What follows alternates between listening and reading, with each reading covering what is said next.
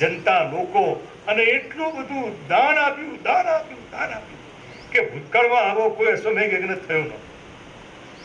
એના પછી થયો કે નહીં એ તો આપણે જાણતા નથી, લગભગ નથી. યજ્ઞ પૂરો થઈ ગયો, કૃષ્ણ ભગવાન હજી ત્યાં હાજર જ હતા, પાંડવો અને બાકી એમના બધા લોકો પણ હાજર હતા, પરિવારના લોકો પણ હાજર હતા, એમના નગર શ્રેષ્ઠીઓ, નગરજનો, તપસ્વીઓ, સાધુ સંતો, ગુરુઓ બધા હાજર જ હતા. અને કોક તો વખાણ કરે ને, જેમ આપણા સારો કાર્યક્રમ થાય કે ને કે કથા બહુ સારી થઈ, હા છગનભાઈએ કે આ મોહનભાઈએ બહુ સારું ઉપાડ્યું છે, બહુ સરસ બહુ સરસ. તો એમ ઓકે વાત કરી કરે અશ્વમેઘ આવો યજ્ઞ ન ભૂતો ન ભવિષ્ય, અદભુત યજ્ઞ થઈ એવું કોઈ બોલ્યું. એવામાં એક ખૂણામાંથી અવાજ આવ્યો, એ હતો નોળિયો. નોળિયો માણસના અવાજમાં બોલ્યો કે ખબરદાર, કોણ કહે છે કે આ યજ્ઞ શ્રેષ્ઠ છે? આ યજ્ઞ કાચો છે, આ યજ્ઞ અધૂરો છે, એ યજ્ઞમાં કઈ ઉણપ છે. પેલા કે અરે ભાઈ, આટલું બધું દાન થયું, દક્ષિણા થઈ, આટલા બધાનું ભોજન થયું, ચારે બાજુએ કેવી રેલમ છેલ થઈ, બધા લોકો ખુશ થઈ ગયા. અને કોણ છે તું?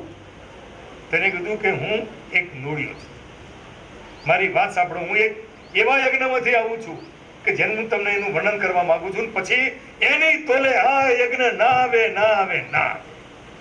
બધાને આશ્ચર્ય થયું કે એવો કેવો યજ્ઞ કે જે અશ્વમેઘ યજ્ઞ એની તોલે ના આવે એવો યજ્ઞ? તો કે હા, એવા યજ્ઞની હું તમને વાત કહેવા માંગુ છું. તો મિત્રો, એ યજ્ઞની વાત પૂરી કરી આપણી આજની આ કથા પૂરી કરી દઈશું. એ યજ્ઞ એટલે એ નોળિયો વર્ણન કરે છે કે ચારે બાજુ તો જંગલ હતું, પણ જંગલોથી આગળ જતા પછી નાના નાના ગામ ચાલુ. એવા એક નાના ગામની અંદર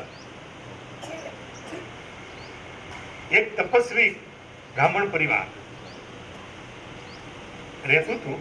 પરંતુ એ બ્રાહ્મણ પરિવાર એમ ગરીબ, પરંતુ અયાચક મનોવૃત્તિ, કોઈની જોડે હાથ લાંબો ના કરે. આવું આ પરિવાર, તો પણ એના આંગણે આવેલાને કોઈ દિવસ એને પાછો કાઢે નહીં. હોય ત્યાં સુધી આપે કર્યું, છેલ્લા કણ સુધી. એમ કરતા કરતા બન્યું એવું કે સતત 3 વર્ષ દુષ્કાળ. હવે એક તો અકિંચન હોય, એ આચોક હોય, માગે નહીં, શું દશા થાય. 3 વર્ષના વાણાનો પરિવાર, એને એક દીકરો, એની પુત્ર, પોતે, પોતાની પત્ની, 4 જણા રહે.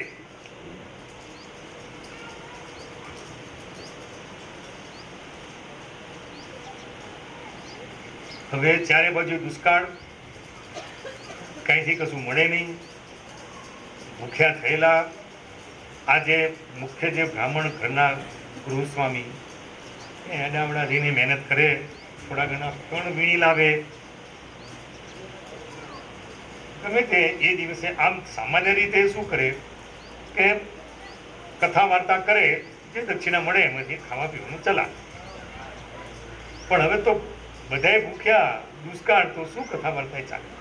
પણ હવે એ દિવસે કંઈક શું બન્યું કે એમને એક જવનો લોટ, જવનો એ વખતે ઘઉંનો જમાનો નહીં, જો ભાઈ, ઘઉં પછી આવ્યા છે. જવ જૂના છે, ઘઉં નવા છે. જવમાં જે દમ છે ઘઉંમાં નથી. તો જવનો લોટ એને કંઈ ગમે તે મળી ગયો, એટલે એને આવીને 4 ભાગ કર્યા, શેકી નાખ્યો, સાથવો બનાવ્યો, 4 ભાગ કર્યા. કે હવે એમ કરીએ કે આપણે કેટલા દિવસના ભૂખ્યા છે, થોડું જમીએ. હવે 4 જણના ભાગ કર્યા છે. એ જેવા એ જમવા બેસે છે અને 12 ટકોરો પડ્યો. તો એક બીજો બહુ જ ભૂખ્યો એવો માણસ ભિક્ષામ દેહી કરીને, મને બહુ ભૂખ લાગી છે, ભૂખે મરી ગયો. પેલો બ્રાહ્મણે કીધું, ભાઈ કઈ વાંધો નહીં. એટલે એની જે પતરાળી હતી ને, એ પતરાળી એને કીધું તમે જમી લો. એને આપી દીધી. ખાધી એટલા મોટો કે અરે મારી ભૂખ વધારે ઉગડી, હવે તો મને વધારે ભૂખ લાગી ગઈ. અને એ વાત સાચી છે, મારે પણ મારો પોતાનો અનુભવ છે.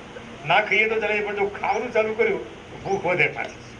તો એને ભૂખ વધી, એટલે એની જે પત્ની હતી કે જુઓ કે તમે મારા પતિદેવ, તમારો જે ગૃહસ્થ ધર્મ છે એ ગૃહસ્થ ધર્મ મારે બચાવવો જોઈએ, એટલે મારા ભાગનો આ સાથ હોય એને આપી દો, એને આપી દો. હજુ પેલો તો કે મને હજી ભૂખ લાગી છે, ભૂખ લાગી છે. અને પુત્ર કીધું કે પિતાના ધર્મ કાર્યમાં પુત્રનો પણ સત્વ, એને પણ આપી દો. છેવટે પુત્રવધુ કે ભાઈ હું પણ તમારા પુત્રની પુત્રવધુ છું, અર્ધાંગીની, એમ કરીને એને પણ આપી. એટલા દિવસના ભૂખ્યા હતા કે પેલો તો ખાઈને ભલે જતો રહ્યો, પણ આ ચારે ચાર પ્રાણીઓ ત્યાં મૃત્યુને શરણ થઈ. પણ જે કણ પડ્યા હતા ને આમ કરતા, એ નૂડીએ વર્ણન કરે છે કે આ કણમાં હું આડોટો એટલા મારું શરીર અડધું સોનાનું થયું છે. અને પછી હું આખા દેશમાં દુનિયામાં ફર્યા કરું છું કે છે એવો કોઈ બીજો યજ્ઞ કે જે યજ્ઞમાં આરોટવાથી આ મારું બાકીનું રહેલું અડધું અંગ છે એ સોનાનું થઈ જાય.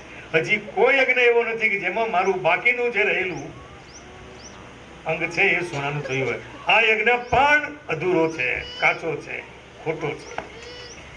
મિત્રો, જો ગૃહસ્થ ધર્મનું આટલું મોટું અને પરિણામ હોય તો ગૃહસ્થ ધર્મ જે છે એ સહેલો નથી.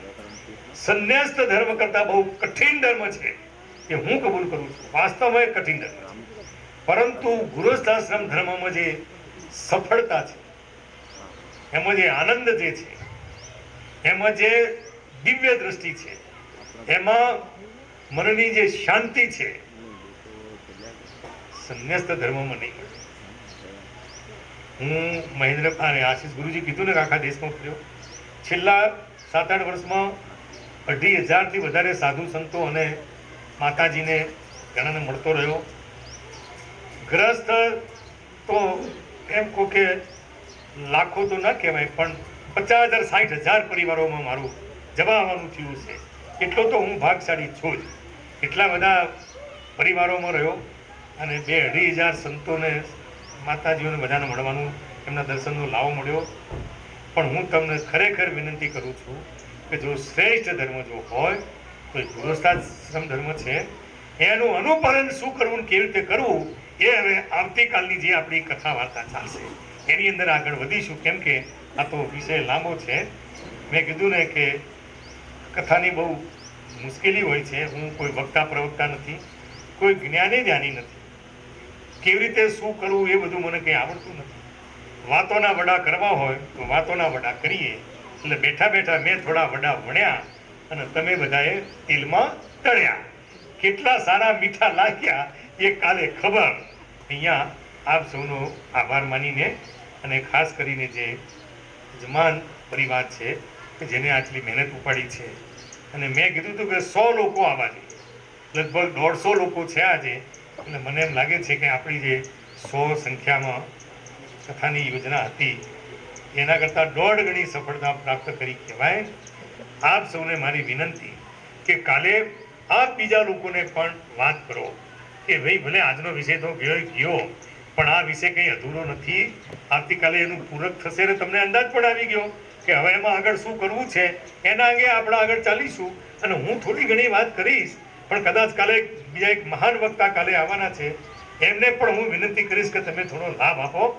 તો જેમ મેં તમારી સાથે થોડી વાતચીત કરીને પ્રશ્નોત્તરીને વાત કરતા એમ વાતો કરતા આવતીકાલે એક વિશિષ્ટ મહાનુભાવ તમારી સાથે વાત કરશે. એટલે કાલે પન્નાબેન તો ચોક્કસ આપશે એની ખાતરી થઈ ગઈ. બરાબર ને પન્નાબેન?